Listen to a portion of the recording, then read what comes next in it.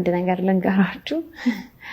እኔ ልጅ አለኝ፣ የልጅ እናት ነኝና ነገ ልጄ አድጋ ሶሻል ሚዲያ ላይ አይታ ወይኔ እናቴ እንደዚህ አይነት ልጅ ሰው ነበረች እንዴ እንድትለኝ አልፈልግም። የጎደለችስ ለምን አቀረብሽልኝ ብሎ የጠየቀው የአውሮፕላኑ ተሳፋሪ እኔ ጋር አፍላፍ አይካፈቱ በሴኩሪቲ አስወርዶታሉ በመባል መልስ መሰጠቱ በጣም አሳዝኗል። በዚህ ልክ አስጠላኝ ማለት አስጠላኝ። ዱጣ በቃ አንቺ የምርሽ ነው የምታለቅሽው? ያለቅስኳን ደበረኝ። በቃ አስጠላኝ። ምኑ ነው የሚደብርሽ? ያምሻል እንዴ? ጌሙን አቋርጠው ነው ጣም አስተማሪ ምን አስጠላኝ እንዴ። እና ታዲያ ምንድን ነው የሚያስለቅስሽ? አልቀስኩም። አይኔን ላይቶ አሞኝ ነው እንዴ። ማርያምን ላይቶ አሞኝ ነው። ዱጣ ስላመመሽ ነው? ምን ሆነሽ ነው?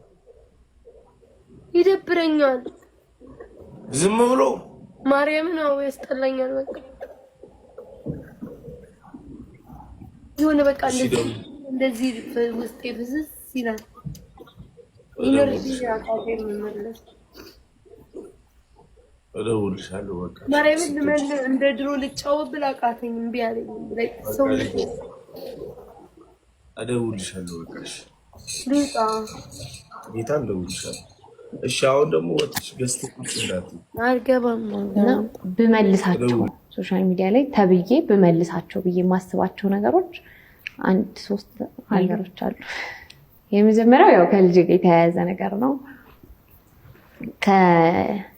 ከቀድሞ ባለቤቴ ጋር በሰላም ነው ያለነው። አሁንም ሰላም ነን፣ እግዚአብሔር ይመስገን። እሱ በጣም ቁጥብ የራሱ ላይፍ ያለው ሰው ምናምን ነው እና ዝም ብሎ ይገምታሉ። አሁን ለምሳሌ የእውነት ያን የሚያዘንኩበት ነገርና የኔ ፎቶ ተደርጎ ከዛ ከቀድሞ ባለቤቷ ገንዘብ ወስዳ ምናምን ይላል።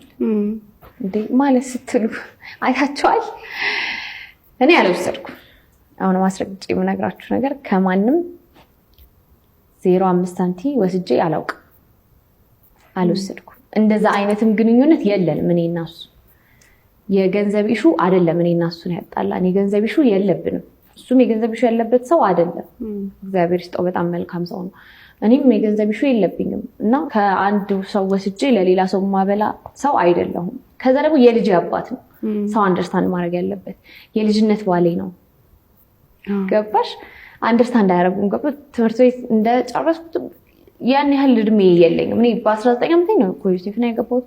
21 ዓመቴ ላይ ምናምን የማን ነፍሰ ጡር ነበርኩኝ። ሰው አልወሰድኩም ከማንም ምንም ነገር። ምክንያቱም ልጅ ስታይ አባቴን በድለው የሚባለው ነገር እንድታይብኝ አልፈልግም። በቃ አልተግባባንም ነው ያልተግባባንበት የራሳችን ይሿለን። ሚዲያ ላይ መናገር ግዴታ የለብንም። እሱ ደግሞ የሚዲያ ሰው አይደለም ጭራሽ። ኮምፕሊትሊ ምንም ነገር ባይዘው ይሄ የሚወራው ነገር በሙሉ እንደማያይ ነው ነገር።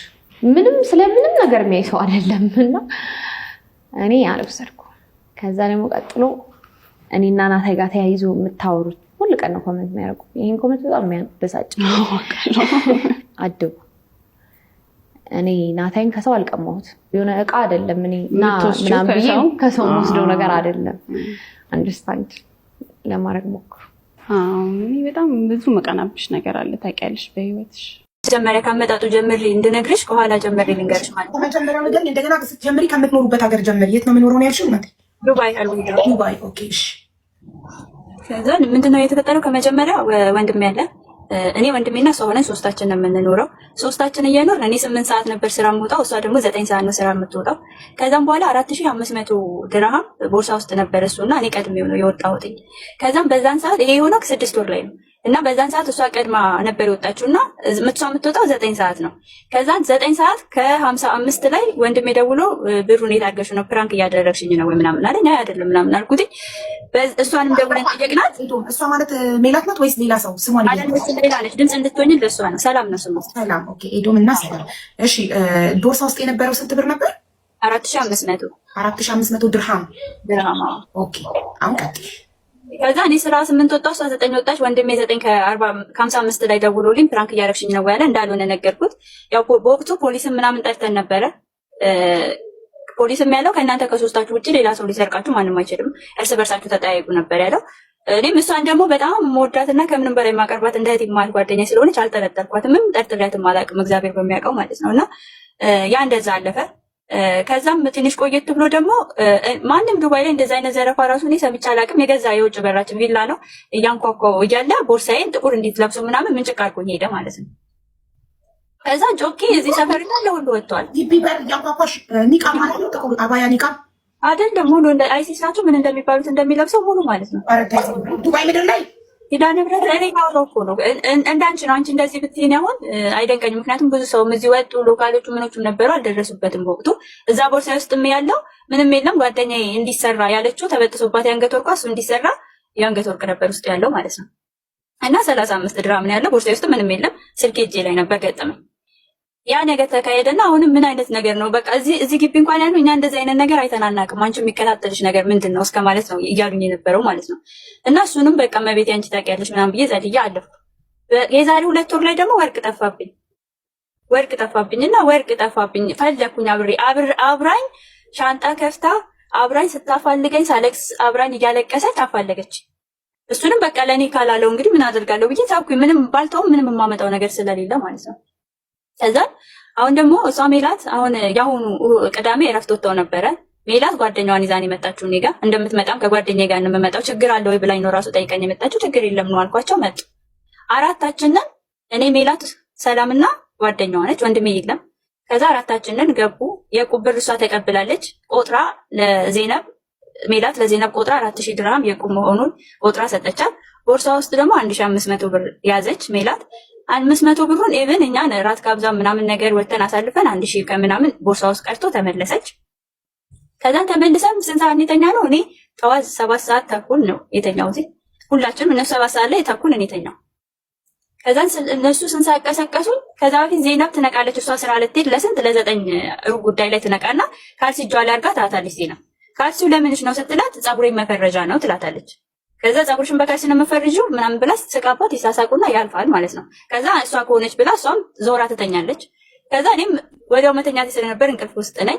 ካልሲ አድርጋችሁ ታዩታላችሁ። ሶ ተመሳሳይ ሀቡዬ ስትመለስ ያደረገችው ካልሲ የሆነ ነጭ ነገር የሆነ ነጭ ሳይሆን የሆነ ነከረር ያለውና አረንጓዴ ካልሲ ነው ለብሳ የመጣት የተመለሰው።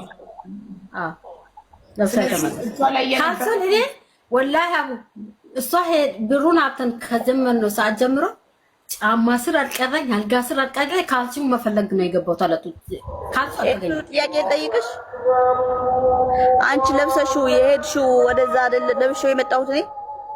ያው ግን እሱ አይደለም ማለች። እኔ እኮ ስትወጪ አላየሁሽም እኮ እኔ አይደለም እሱ አይደለም በምንም ታም ግን ያየሁትማ እኔ ለበስኩትን ለብሰሽ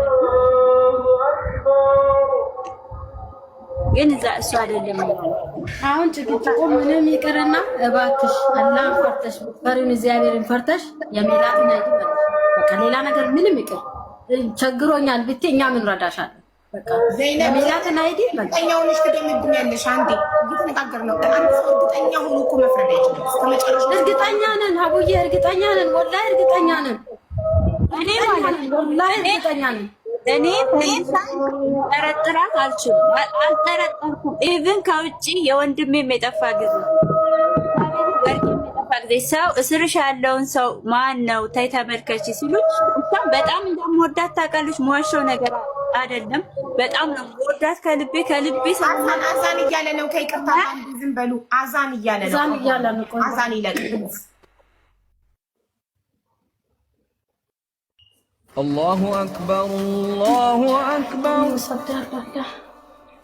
አላሁ ካለቀ ቀጥይ እና ታውቃለች። እኔ ፈንድሻ እኔ አንቺ እንግዲህ ምን ያህል ትውደጅኝ አትውደጅኝማ በወርቋ አይቻለሁ። ግን እኔ በጣም ነው የምወዳት፣ በጣም ነው የማምናት፣ በጣም ነው የማቀርብራት። አንድ ሚስጥር እግዚአብሔር በሚያውቀው አንድ ሚስጥር ከፈንድሻ የደበኩት አለ ቢባል የለም። ስለ እኔ ህይወት የማታውቀው የለም።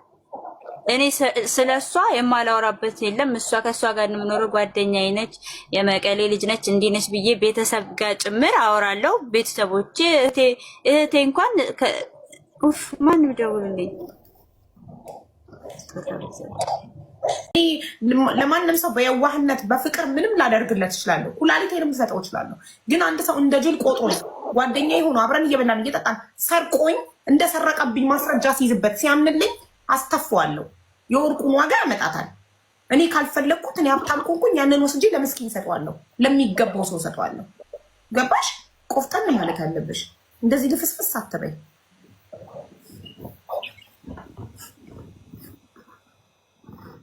ደግሞ በቃ አሁን የሴት ጓደኛ ይቅርባችሁ እንዴ! ቤሩት ላይ አታዩም እንዴ እርስ በርስ ምን እየተደራረጉ እንዳሉ ሴት ጓደኛሞች?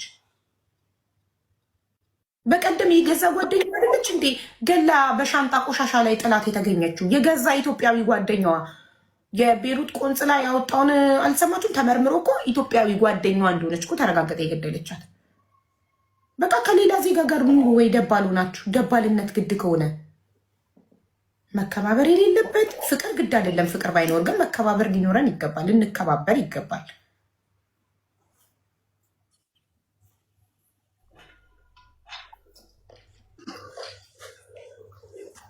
ፍራቻ ፈርተሻታል። ፍራቻ ሳይሆን አንዳንዴ በጓደኛሞች ውስጥ እኔ እንደዛ ነኝ። በቃ ለጓደኞቼ ሙሉ ቦታ ስላለኝም ይሆናል እንጂ ፍራቻ ምናምን ጉዳይ እኮ አይደለም።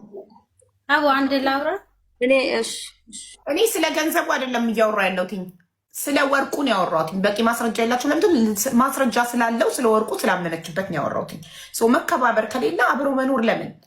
አንድ ሰው ደፍሮ ንብረቴን የሚነካ ከሆነ እቃዬን የሚነካ ከሆነ እኔን ሲንቀኝ ነው። ማንም ሰው ቦርሳዬን ያለ እኔ ፍቃድ ሊከፍት አይገባም። ልጆቼ የወለድኳቸው ልጆቼ ማሚ ብለው አስፈቅደው ነው ከቦርሳዬ ውስጥ እቃ የሚወስዱት። እንደዛ ነው ያስተማርኳቸው። የገዛ ልጆቼ ስጋዎቼ ማለት ነው። አይደለም አብሮኝ የሚኖር ሩሜቴ ልታከብረኝ ላከብራት ይገባል። እቃዋን ያለ ፍቃዷ ልነካ አይገባም፣ ነውር ነው። ይህንን ደግሞ ቤተሰቦቻችን ሲያሳድጉን ነው ሊነግሩን የሚገባው። ሰውን ልጆችን ካሁኑ ከዚህ እድሜያቸው የሰው እቃ ያለ ፈቃድ እንደማይነኩ የእናታቸውም እንኳን ቢሆን ፍቃዴን ሳይጠይቁ እንዳይነኩ ነው እየነገርኩ እያሳደግኳቸው ያለሁት።